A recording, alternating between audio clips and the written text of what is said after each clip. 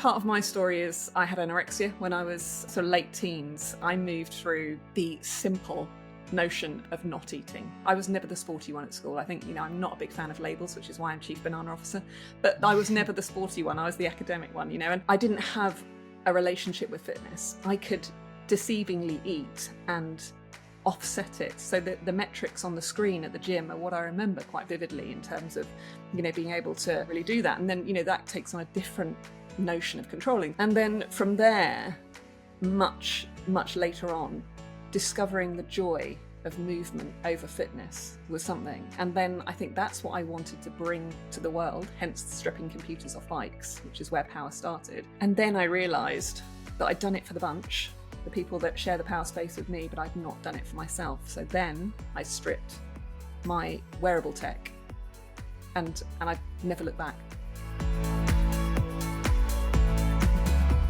The world of exercise can seem really intimidating. Getting started with anything is hard, but constant references to numbers we're told we should be achieving can feel like extra pressure. Examples like the target of 10,000 steps a day, heart rates we need to get to, and even the minimum amount of exercise minutes we need to achieve per week to be healthy. These metrics can be seen as helpful markers, but for many they can actually turn into ways we pressurize ourselves, making us feel bad and often even putting us off trying. This is the last thing today's guests, Elaine and Becky, want their clients to feel. Their whole business, named Power, has been founded for deeply personal reasons about empowering people to throw out the metrics and be more in touch with how they feel, to enjoy themselves and to see movement positively in their lives. These two women are passionate about the benefits of movement, not just for the body, but also, more importantly, for mental health, connection to others, creativity, playfulness, and self-empowerment. I really hope you enjoy the conversation. In the intro, I talked about how much of the exercise world is measured, and whilst it's a positive target for some, these metrics can actually have the opposite effect. So Elaine, I was really intrigued when I found out that you decided to get rid of the computers on your static bikes in your classes. And from my own experience, I do remember, I haven't done a spin class for a long time, but I do remember always being a little bit over obsessed about the numbers that I was seeing in front of me. Sneaky peeking over to the person next to me as well, thinking, am I doing it the right way? And feeling a bit of a pressure when the person at the front was kind of saying, you need to be up at this rate, go, go, go, whilst I was sort of struggling to actually breathe. So tell me, why did you make that choice? Why did I make that choice? I wanted Power to be a brave, empowering space where people could connect, feel, share, shift in a way that they wanted to move. And it was really deeply rooted in my story as to how metrics had influenced my life. And I replaced the computers with bananas. That's what I did. But it was to give that opportunity for freedom of expression, creativity, vulnerability, and just the joy of movement over and above anything that's metrics driven, anything that shoulds, anything that has rules around it. I was already starting with a tough gig because I was starting, as you described, that's what how everyone describes a spinning environment, and spinning is a great brand, that's where I started. But that wasn't what Power was all about. Power was about movement that really nourishes on a deeper level. Oh yeah. Well, I love all of that. Hence why you're here. Absolutely. Yeah, perfect. So if I can ask about your story then, you referenced it there. What was it about metrics in your life that caused you issues? Yeah, I mean, a big part of my story is I had anorexia when I was sort of late teens, and I mean, it's such a complex disease that really has, it could take up so much airtime. But I think for me, I sort of moved through. It was a practice, really. I moved through the simple notion of not eating, and then from that point, going into I was never the sporty one at school. I think, I'm not a big fan of labels, which is why I'm Chief Banana Officer. But I was never the sporty one. I was the academic one, and so I didn't have a relationship with fitness, but what I, at that time, because it's such a deceitful disease, found was that, the fitness, I could deceivingly eat and offset it, so that, you know, the metrics on the screen at the gym are what I remember quite vividly in terms of, you know, being able to really do that. And then, you know, that takes on a different notion of controlling. So moving through it, I also found I was then going towards the strong, not skinny, simple idea. And then from there, much later on, discovering the joy of movement over fitness was something. And then I think that's what I wanted to bring to the world, hence stripping computers off bikes, which is where power started. And then I realized that I'd done it for the bunch, the people that share the power space with me, but I'd not done it for myself. So then I stripped my wearable tech, and I never looked back. Yeah, so it's been quite a process for me. I'm 42 now, so late teens till now, and I recovered really successfully from anorexia with all the tools that I have, which I now bring to power. But it's been 20 years later that I actually named it, and 20 odd years later that I've removed my wearable tech, and now I'm not metrics driven. It's intuitive. You were already in that space though of not being driven by the metrics, but it was just the notifications, wasn't it? You know, it would tell you you're in a brilliant rest phase, and you'd be like, rest phase, I've been busy all day, or whatever it is. And it was like an additional voice in your head that was sort of unhelpful, because you weren't using it to drive what you were doing. You were still moving with joy and fun and playfulness, but then there's sort of like this unnecessary additional voice coming back to you. So taking my power back, and having friends around who say, you know, this isn't marrying up with how you feel. You know, what's the, you know, what's coming into play there? And what's coming into play is the fact that, you know, I'd not done enough, or I'd done too much. You know, so it was constantly putting me back into a fear state. And then I wasn't fully expressing, you know, what I needed in that moment. You know, whether I needed to take a rest, or whether I needed to take a breath, or whether I needed to actually just get up out of my seat and, you know, from behind my laptop and move, you know. But none of that was intuitive. I was governed by a piece of technology that is fairly inaccurate. Very inaccurate. I used to tell you to ignore it all the time. Like, oh, honestly, we're exhausted today. Well, I don't know what it means that we need to like move more or something. And I mean, the original place that I came from, it was the voice in my head. So when I was recovering from anorexia, and what is now the original banana chat, which is what comes through in power, is that whole idea of, you are not the voice in your head, you are the one that hears the voice. And I would need to starve the voice to feed myself. And as much as I was feeding the voice, I was starving myself. And that was the dance for me at that time. So it is that voice. And it became, as Beck said, it became another unhelpful voice. And I thought, I've crushed that bit of it. I mean, our anorexia, you know, if you know the illness, will never completely go. It's how you respond to it. It's whether you turn up the volume or turn down the volume, and how you interact with that aspect of your coping mechanisms in life. It's so ingrained. But for me, it wasn't helpful, so I got rid of it. Wouldn't you agree, though, that it's probably unhelpful? The general narrative in society around exercise is pretty unhelpful in general for anyone to be able to move for the right reasons, because moving for the right reasons has to be from within yourself, what you want for yourself, but not just sort of those goals or those achievements or where you want to be, but much more about how you feel. And I do think that we have become slightly divorced. The way we feel as a result of moving has become quite divorced because of things like metrics and tech, where it's kind of, how many minutes did I achieve? What heart rate did I achieve? Is that good? Or is that not good? You know, I'm smaller, I'm younger, I'm older. What should that heart rate be?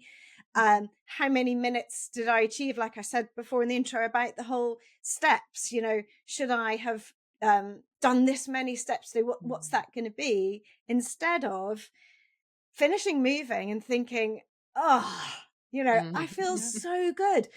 For me, I've always moved probably half for physical ability and how it feels to live in my body, and half for my head, because I've always been lucky enough to be quite in tune with afterwards, or on a day where I move more, thinking, I feel so much better. I'm much more positive. I see my life in a far better way.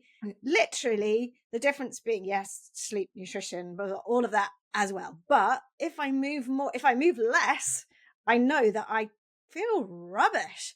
And then that, as you talk about, Elaine, that sort of that internal voice steps up a gear, and also it takes more control. Yeah, And I mean, and you've completely given your shouts. power away. Yeah, you've given your Yes. power away. You know, that's the thing. And I mean, for me, it went from a place of, you know, self-harm to self-care, and from punishment to nourishment.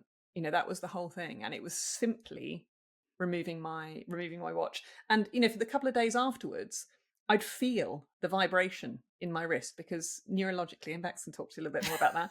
But, you know, there must have been something that, you know, my wrist was still, you know, well, and you're connected. in that state of, you know, a notification or something that pings, it's built that way to draw your attention. So it puts you in that sort of fight or flight response, because it wants you to respond to it. So that's the whole purpose of it, is to put you in that fear state. So if you're in that state, and we know that from all kinds of trauma research and everything like that, if you're in that state, you don't just simply come down out of it. So, you know, if you've got that awareness of looking at your wrist, waiting for it to ping, that's going to last longer than just having the bit of plastic on your wrist. And that just shows you how deep seated that response is actually in your nervous system, that actually when you remove the watch, you don't remove that state of, am I doing enough? Am I doing too much? Or, you know, whatever that is.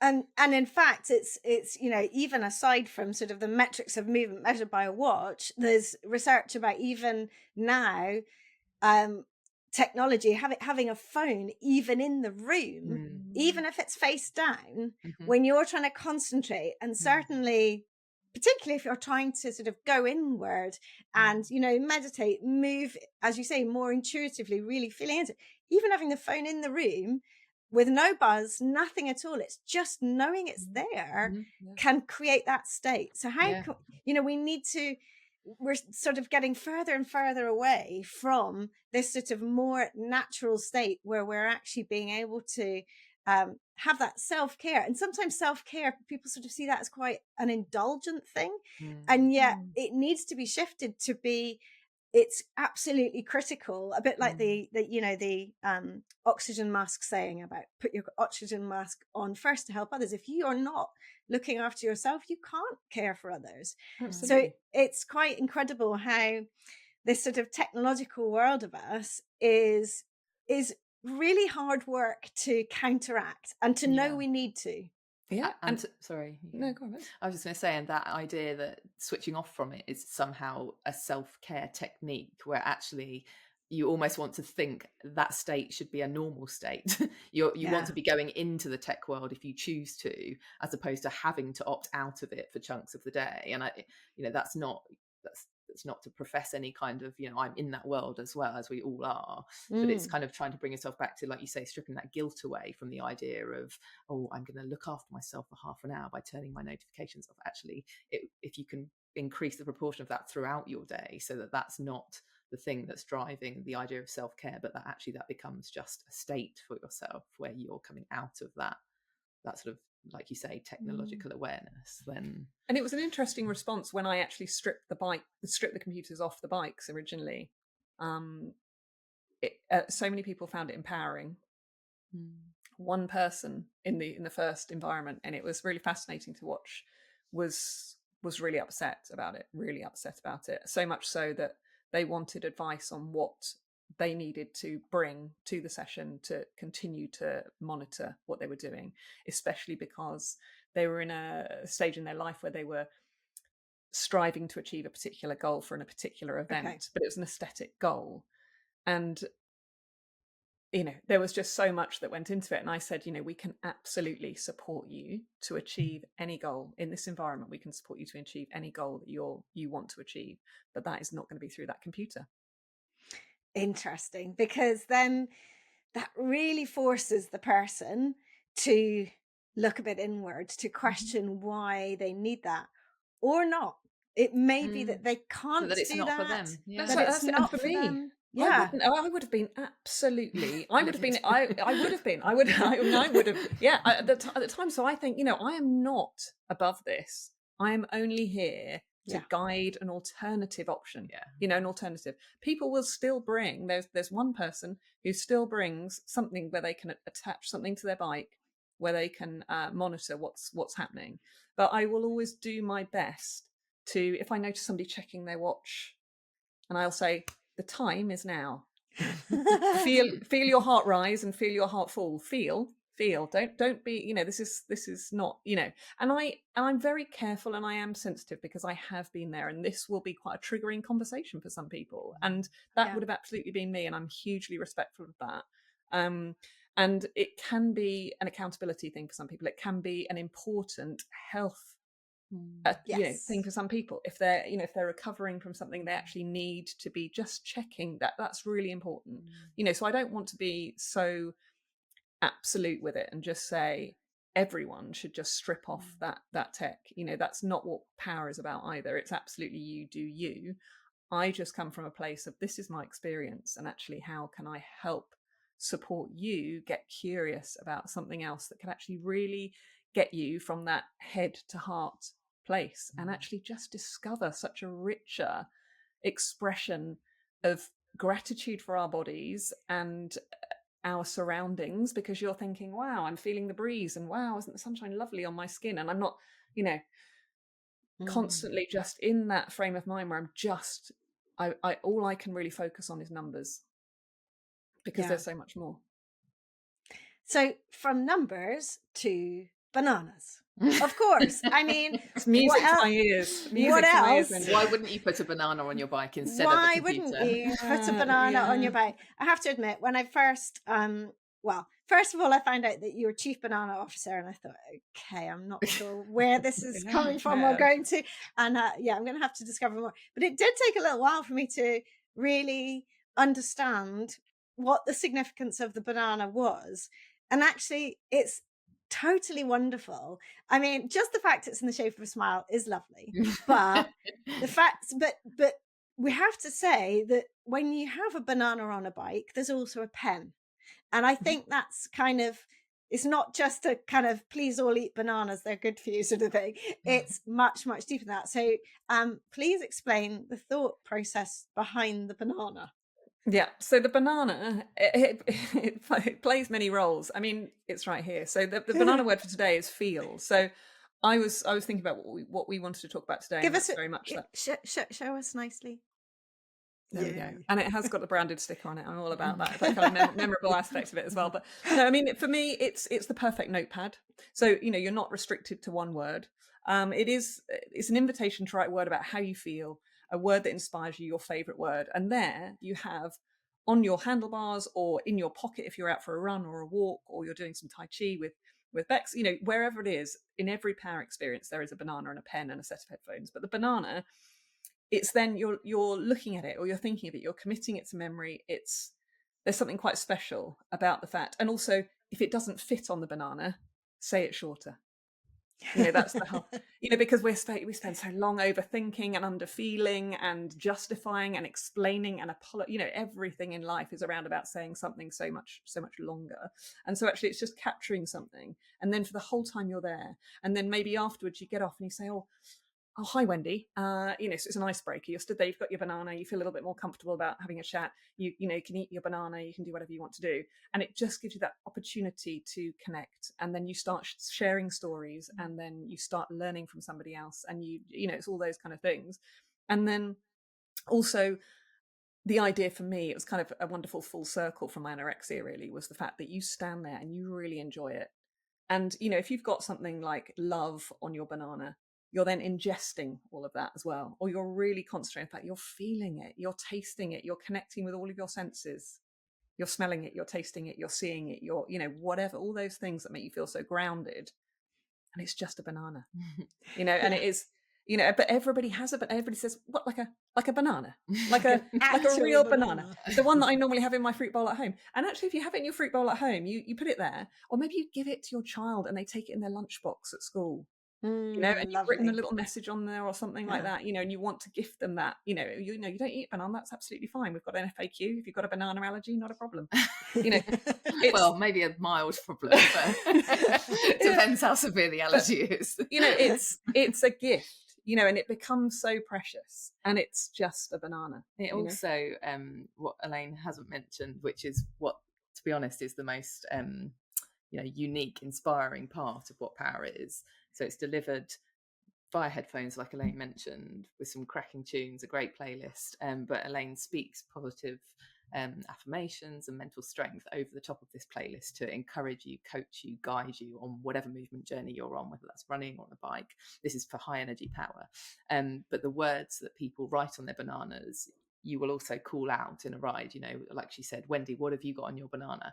And then that sort of themes or drives the chat, the banana chat that Elaine speaks over that playlist. So actually, for you, it's content, isn't it? Oh yeah, I mean, it rides with all because there's no script to power. So people say to me, you know, when they come and experience power in you know, where I sit with the high energy space, and we'll come to Bex with her sort of more calm and peaceful space of power. But for me, they'll say, so did you learn that script the night before? And I said, there is no script. I will come with my one word. So this would inspire something around, you know, are you more concerned with how your life looks or how your life feels? What you focus on is how you feel is how you live. You know, there's all sorts of feel chat.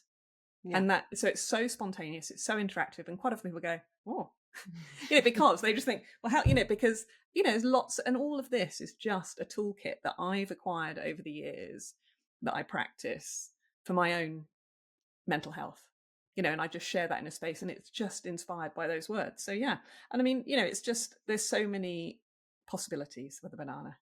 And it's playful. We don't play enough as adults. I mean, no. It's certainly playful if you throw her a random banana word. And you look at her and you think, oh, what are you going to come up with? I think listeners would be dying to ask at this point, as I would be if I was listening. Please tell us some of the more unusual words or the things that you don't expect. The unusual words. Can you remember any? We've got a lovely rider, Ali. She always throws in a random word. Yeah, bonkers words. And it blows my mind if somebody sort of writes on the sticker. Or around the banana. No, actually, there's various things, you know, I mean, that's quite straightforward, but you know, there are other down the spine of the bananas, another way, you know, there's just, you know, people can get quite creative with some kids. And I mean, you know, there's some, you know, when we're sort of talking about it is playful and it is fun, and you know, that's the other brilliant thing, that a word means something to somebody that means something to somebody else, and it is their focus, and it can be really deep as well. So, you know, I've had examples of F cancer, that type of thing on a banana, and then somebody's able to talk about their story of why that's so important to them. I've had, you know, when I'm riding with kids at risk of exclusion, for example, they have the banana and they black it out. Wow. You know, and I'm, you know, that's, you know, so there's, or they might write something that's absolutely on the surface stressed. Yeah. You know, so it can be so fun, and it can be wildly playful and joyful, and you know, and then the next minute it's kind of, you know, so it's really, and it gives, you know, that example of the cancer banana, you know, somebody, you know, put check their boobs on theirs, and they'd had a cancer scare and they'd been from mammogram and all this kind of, you know, so there's an opportunity just get your message across. Yeah, it's a voice. It's an extra voice, but it's not coming out. So it's another way of being able to speak. You might write on your banana and have in your mind what that means to you, and then Elaine might come back at you with some totally different banana chat. And sometimes I think, no, you've not got the point. Like, that's not what I meant. But actually, it gives you another perspective on that word and that thought. And so that's the beautiful thing. It's like this interplay that, you know, you're not necessarily openly sat around discussing what this means to you, what this means to you, but it's just an opportunity to think, to connect, to feel. Or even something simple, like if you put grateful on your banana and I'd ask, what are you grateful for? Who are you grateful for? That would be individual to everybody else, but it gives everybody the opportunity to think about their own gratitude. Yeah. And it sounds like people respond really well to it. And it's obviously, it just breaks down so many barriers. There's so many sort of, you know, particularly for a spin class, I have to say, it is potentially an intimidating environment because you're sort of coming into this fixed space. And from my old gym days, you know, am I sitting on someone's bike that's their bike, even though it's not their bike, but they've sort of we won't have that power. We always say, go where you like. No one's got to, you know, there's no bikes. It's just come be part of it. And we have I think that's the thing that we're most proud of, is we have such a wonderfully inclusive, diverse group of people who do high energy power and power yin. That is really special. You know, we have people who've never got on a bike. We have people who are training for Ironmen next to people with disability, and we have some guys who ride with us that have Down syndrome. We have this inclusive space that is not just about accessibility, physical accessibility, financial accessibility, which is also really important to us, but it's about inclusivity. So the fact that you come as you are and you all ride together, and that benefits everyone. You know, like one of our most inspiring riders, Izzy, she scribbles all over her bananas, and some of the profound things she writes on there, you know, it surprises people, and they look around and they think, actually, wow, like that has enriched my day and it my shifts life. perspective as well. And that's, I think that's the problem with life, where we try and segregate people and you know, offer offerings that people maybe need that is adapted for them. But if we separate all those things and say, okay, well, this is adapted for you and you go and do that class, and this is adapted for you and you go and do this, it doesn't benefit everyone in society. Actually, we benefit from all coming together and doing something together, if that's possible. It's not always possible, you know. That's not to say that people don't have different needs that need to be you know, accounted for and supported with, but as much as we can, if we can come together to be inclusive, then that, you know, that benefits all of us. And like the work in schools I mentioned, that is definitely a thing. But outside of that, people say, do you do a special class where I can bring my children? I say, no, just bring them. Just bring them. Can I bring my dog? Well, I mean, you know, if there's an example where we're doing walks and runs, absolutely bring your dog, you know. And I'll talk about connection through the lead, and you know, it's wild. I mean, there are examples of power where you've got all ages, people with walking aids, this type of thing, you know, kids, parents, and actually when you see the interaction with the parent and the child as well, it's so brilliant. And that's what's missing a lot in particularly our Western world. I think we are so segregated a lot of the time. We don't have the level of community that lots of other places still around the world do. And, you know, I talk about multi-generational movement as well, because we do learn so much, and it's so good for our kids to see us moving, but also to sort of show that to our seniors as well. It's really important because, you know, as we all know, the sort of the old I don't know how you'd say it, but the feeling that there has been that, you know, you retire and you slow down. We know that that's a really bad thing. We know that it's important that we keep going. But, you know, in the past, who would go to a spin class aged whatever? And yet, if they know that it's something where they're going to show their grandchildren that they're having a go and there's fun and it's lighthearted and anyone or everyone is there, then it just makes it so much easier, not only to attend once or twice, but to then actually have some consistency, because that's also hard, because, you know, often people try things and it's a bit much and they try to make themselves like it, and they do feel good afterwards, but it just doesn't catch them. Yeah, but that's also important because, you know, I appreciate that not everyone wants to ride a bike, which is why it was never really about the bike. I mean, for me, it's about the bike because that's my sort of chosen love of movement. But, you know, that's why I knew that it started there. But now, having taken it off the bike, it's so much more inclusive. And it's, you know, we have people that, you know, sort of the access point becomes something different as well, doesn't it? You know, they might come and they might walk or they might run and then they decide to get on a bike, or they might come to Power Yin and they'll do Tai Chi and relaxation and they'll get curious about what they can do. So they'll come and walk, but maybe they're, you know, somebody, if it's an elderly person, somebody, you know, further down the generation is doing something slightly different, but they're in the same space. So it's a hybrid space then of high energy on and off bikes. And it's just the same concept, bananas always, headphones always, you know, but it is just that different form of movement to say, actually, there are no shoulds. You know, there's the same as with, you know, metrics, you know, yes, let's move away from that. But there's no, you know, I'm not going to tell you you're going to achieve your health and wellness goals through riding a bike. You know, that's, you know, find your joy of movement, because as you say, then you will get consistent with it.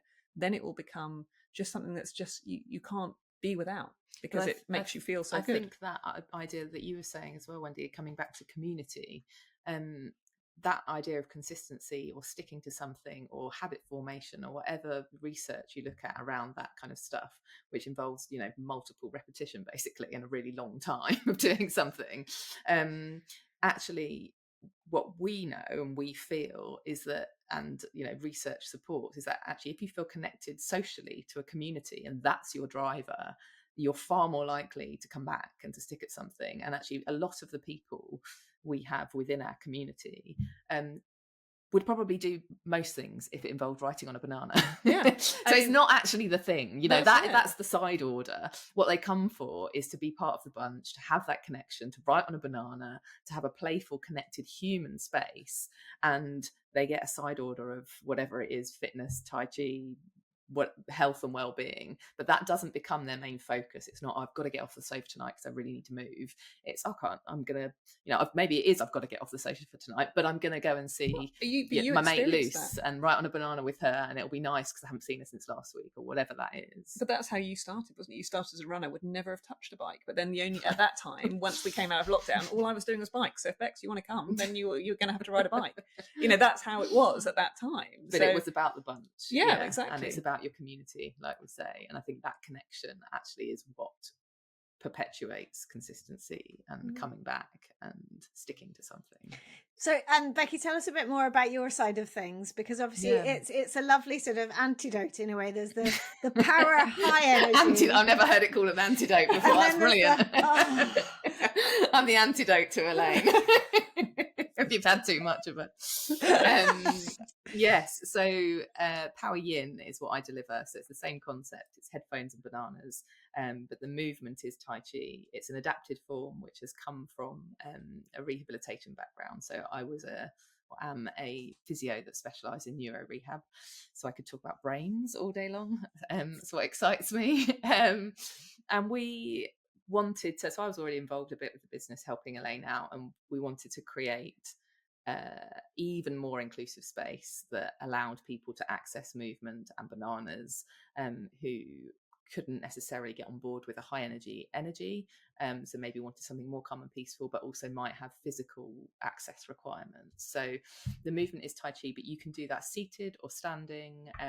It's an adapted form, which means it's not highly choreographed, so it's really slow, repetitive movement. So it's actually really great for people with cognitive disability as well as physical disability, because it's very simple to follow.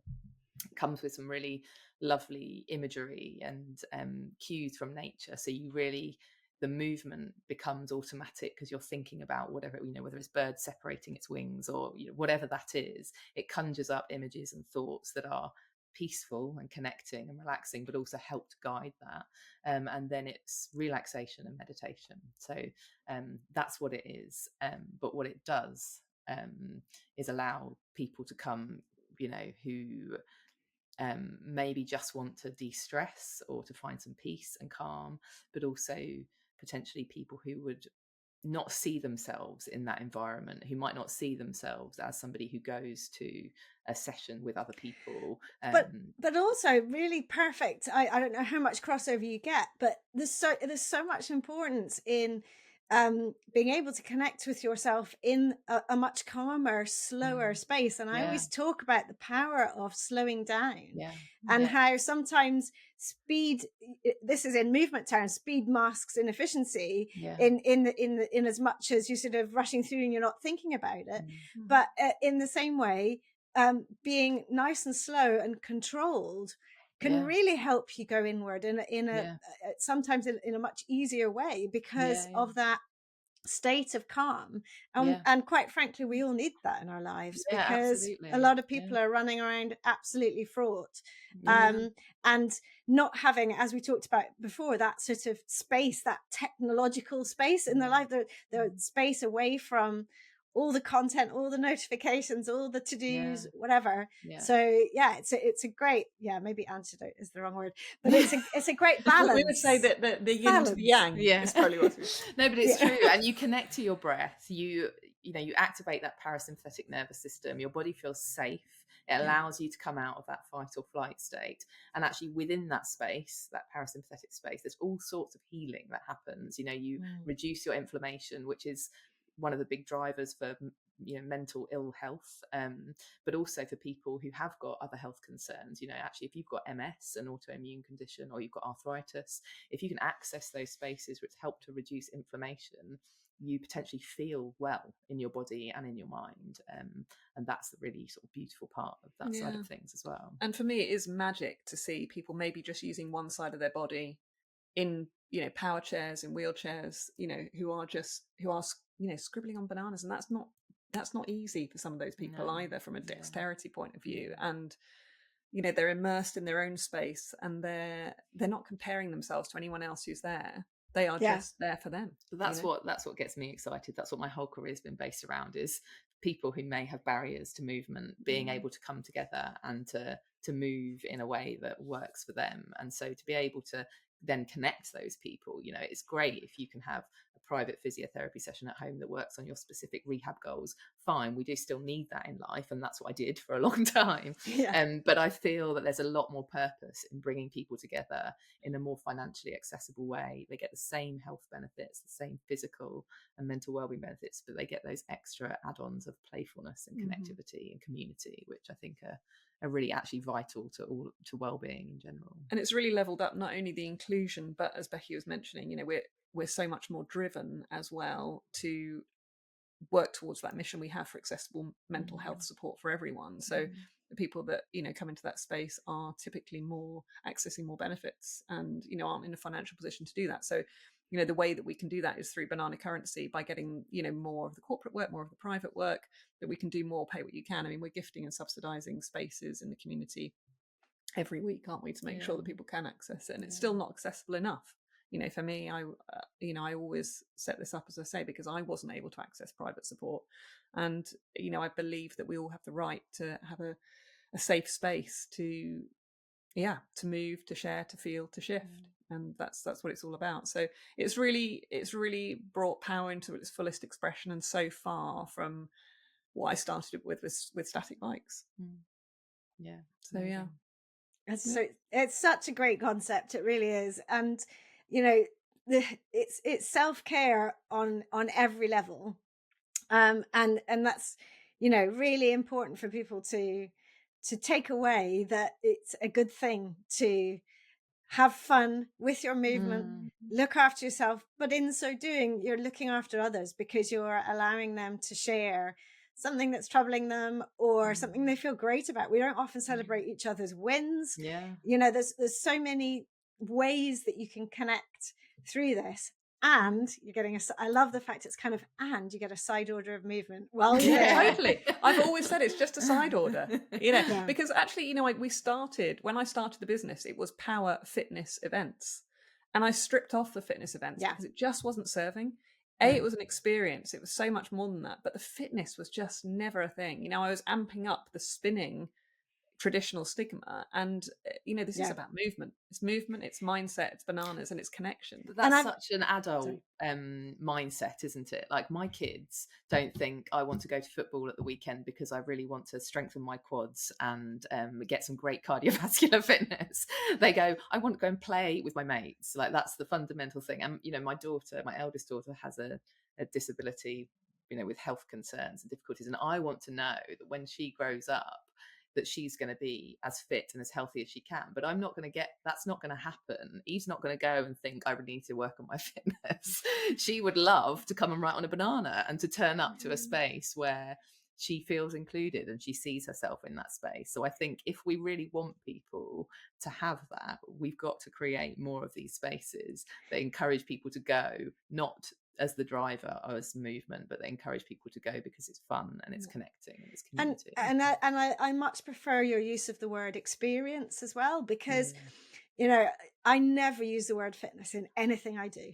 It's the furthest thing that from the way I want to message, not because I don't think it's an important aspect, but because I think it is a knock-on effect of you wanting to move, enjoying movement, seeing the benefit you get holistically in general in your entire life, be it you know, connecting with people, or just having that headspace of a walk on your own.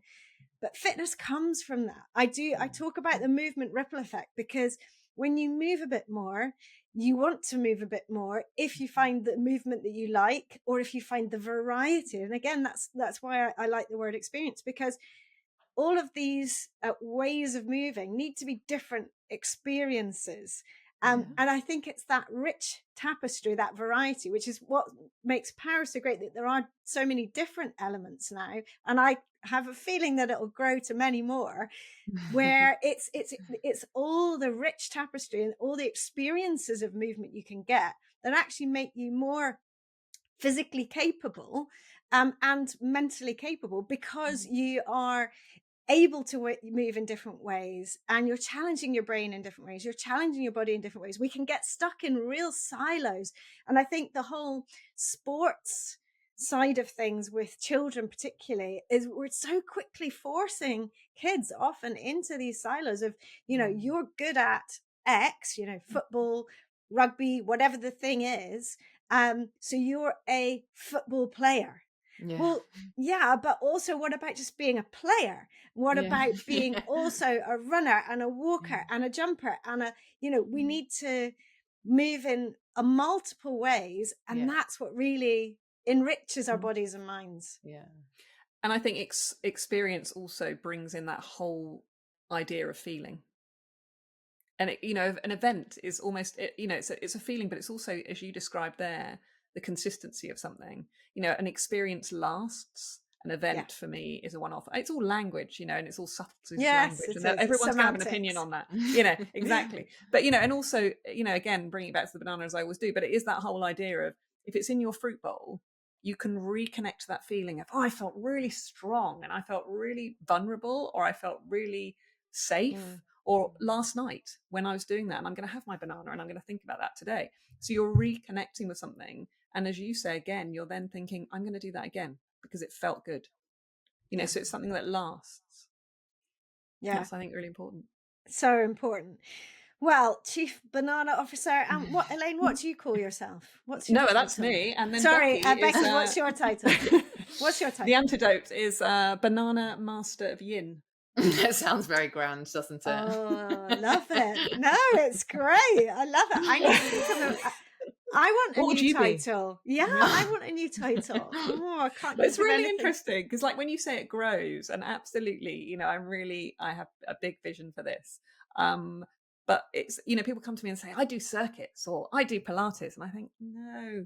If you'd come to me and said, I do bananas and I love moving in a way that's described as Pilates, and I say, oh, okay, let's give it a go. You know, like, it's what comes first. And, you know, for me, it's always going to be bananas first, which is why it's become Paris Bananas. So. And there's just the two of us, but who knows? And in lots of my stuff, I talk about sort of the ways of you do daily tasks and everything. And they all sound so boring. And I'm trying to mix it up and make it more creative and fun.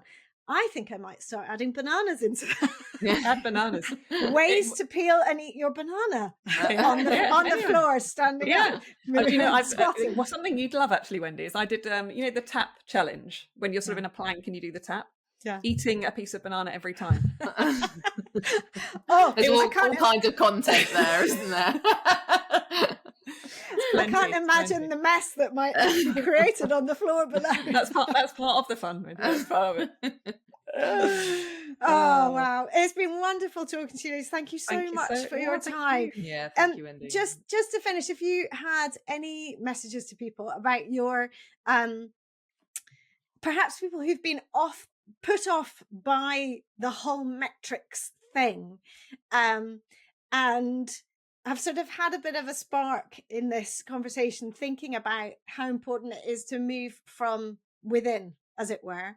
Have you got any little messages, any little gems of wisdom, any of your wonderful affirmation power? Yeah. I mean, there'd be a few. I think there's so much power in noticing.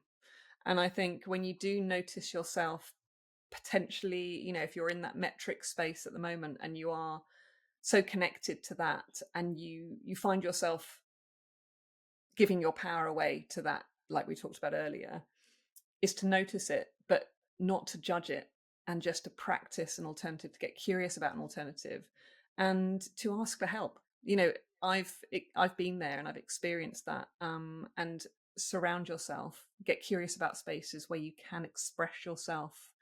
And I don't even like the word drive. I prefer that idea of being called. You know, again, it's that sort of motion of it all, isn't it? But, you know, it's not driven by a metric space. It's driven by something bigger and more powerful, which I think is play and everything that we've talked about, really. But it's that, noticing, not judging, being proud of the fact that you've noticed and seeking something different. And we haven't really we haven't touched on it yet, but a big part of what we do is connecting to nature. So getting out, we haven't really spoken about the fact that most of what we do is out and about, outside, in the woods, on the beach, connecting to nature. And so for me, for all of us, and Power and Bananas, but personally, if I want to have that first step towards feeling either disconnected from tech or more connected to myself, if I can get myself into nature somehow, our bodies know what to do, our brains have a natural state, and achieving that or identifying that or connecting to that is so much easier done when you can connect to nature in whatever way that is. So that would be my feeling the breeze, anything. That's something really simple, is you can get outside and just feel the breeze on your skin. Just notice something like that, and then you find that you're actually so much more in your body than you are in your head. So whatever you can, just keep moving towards feeling, not overthinking it so that you're under feeling it. It's just keep coming back to it. Brilliant advice, and I could not agree more about the outside as well. And we do talk about it a lot on this podcast because it's so vital, and it is, again, it's this problem of the modern world that we are, in these boxes, and we're in a colder climate. It's, it's harder, particularly as winter comes in and so on. But the difference that it can make within seconds, I literally feel different the minute I open my front door. I can actually just stand outside my front door, and the thoughts I was having inside the front door melt away or just become that bit less. And sort of tuning in, as you say, Elaine, about that awareness that happens creates that nice cycle where you loop back and think, I need to get outdoors because I will just feel better. Even if you're just walking to the end of the road and back, it doesn't matter. You feel that air in your lungs, you feel your shoulders drop a bit. It just shifts, doesn't it? It changes that state. Well, I'm desperate to come and have a banana experience now. And my wonderful friend that connected us, Cecilia, she obviously lives near you. And so I think I've got a great excuse to come down and visit now. Yes, absolutely. And thank you to Cecilia as well. She's a great influence in our life as well. So absolutely. Fabulous that we connected, Wendy. Thank you. Yes, and wonderful to meet you guys and chat, and thank you so much for your time. That's a pleasure. Thanks, Wendy. I hope you've enjoyed listening, and if you have, you can help by doing 3 things. First, press the follow button to tell podcast platforms you want to listen again. Second, please give the show a 5-star rating and leave a review about why you liked it. And third, I'd love you to share it with friends and family or on your socials, for which I'm truly thankful. Finally, if this podcast is making you want to start reclaiming your own movement, join me in the Reclaim Movement membership for classes, both live and by replay, and countless videos of mini movement breaks to add into your daily life, covering practical and fun, important natural movements. Visit reclaimmovement.co.uk/membership to get started with your 7-day free trial. See you for the next episode, and thank you so much for listening.